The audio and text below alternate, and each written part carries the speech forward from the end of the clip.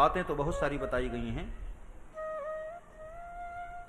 पति की आयुष्य की इच्छा करने वाली जो पतिव्रता स्त्रियां हैं, वो हरिद्रा यानी हल्दी, कुमकुम, सिंदूर, काजल, तांबूल, मांगलिक आभूषण और अपने केशों का श्रृंगार करें।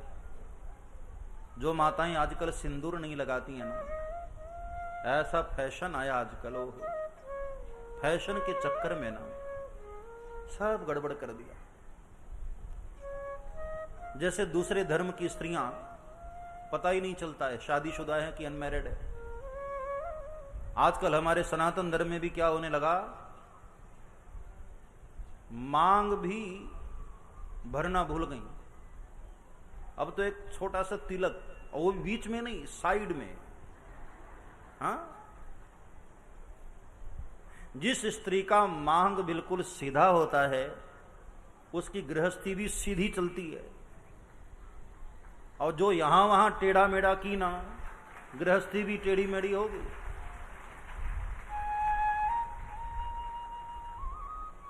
फैशन नहीं होना चाहिए भाई, ये तो माताओं का श्रृंगार है। जो स्त्री मांग में सिंदूर हमेशा भरती है, उसके पति की आयु लंबी होती है। अपने पति की लंबी आयु की कामना करने वाली स्त्रियों को चाहिए ये सब चीजों से श्रृंगार करे।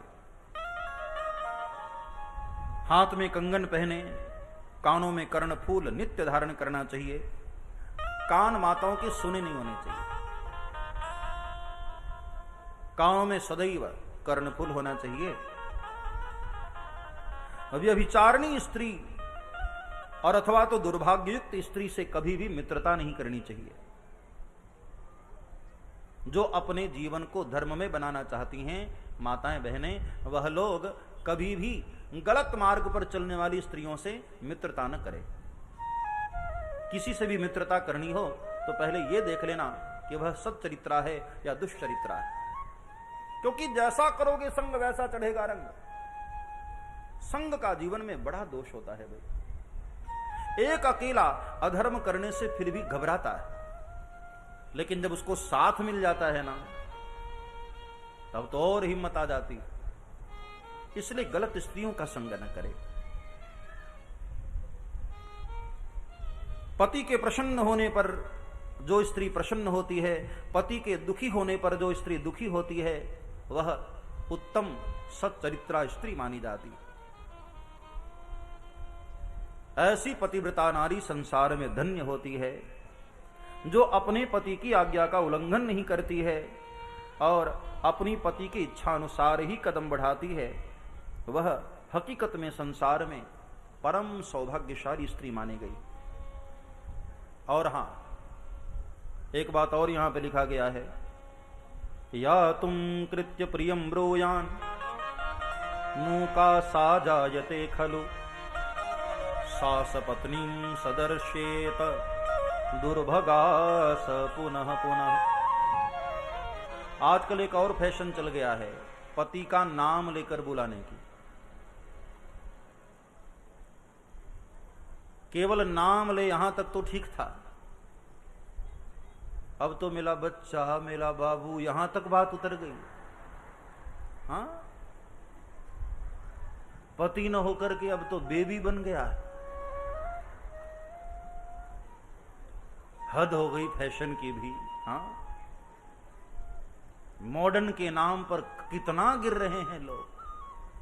अब यहां लिखा है, जो अपने पति को तू कहकर बुलाती है, आदर के साथ नहीं बुलाती है, अगले जन्म में ऐसी ही स्त्री, बताओ, ये मेरे शब्द नहीं है, ये शिव पुराण में लिखा है।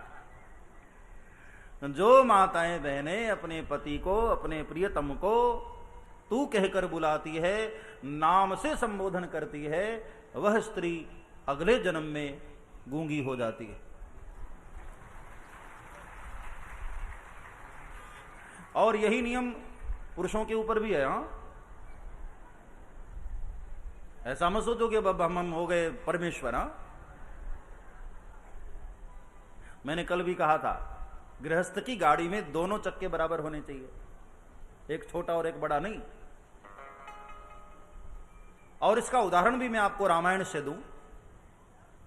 भगवान राम भी जब सीता जी को बुलाते थे ना, तो सीता कहकर नहीं, उन्होंने अपनी तरफ से एक नाम रखा था, जानकी। जब भी बुलाना होता था तो भगवान राम जानकी कहकर बुलाते थे। और सीता जी जब भगवान को बुलाती थी तो राम कहकर नहीं, करुणा निधान कहकर बुलाती थी। मानो जाही राचे नीली ही सोबर, सहज सुंदर सांवरो। मन जाही राचे नीली सोबर, सहज सुंदर सांवरो। करुणा निधान सुदानशील, स्नेह जानत सांवरो।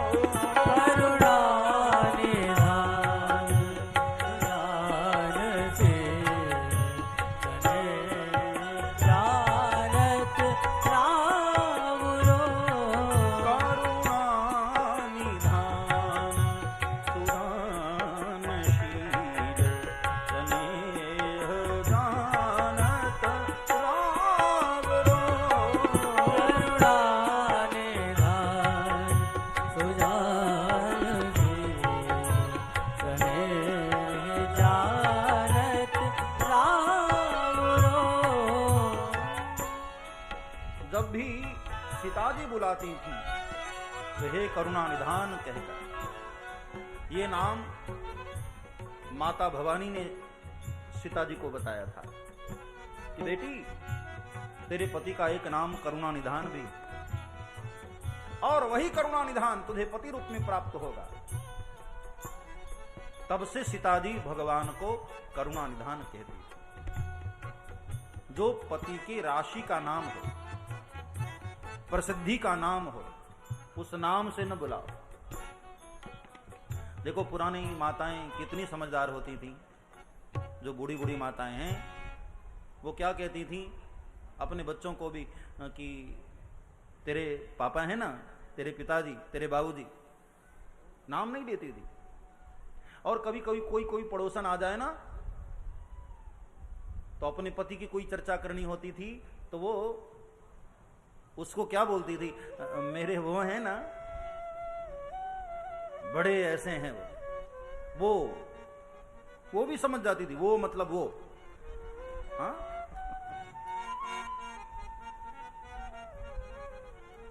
ये वो कितना फेमस हो गया था। आज भी जो बहुत समझदार माताएं हैं वो यही कहती हैं कि हमारे वो हैं ना, उनका स्वभाव ऐसा है। ये तो अंग्रेजों को देख देख करके हम लोग मॉडर्न होते गए। हाँ,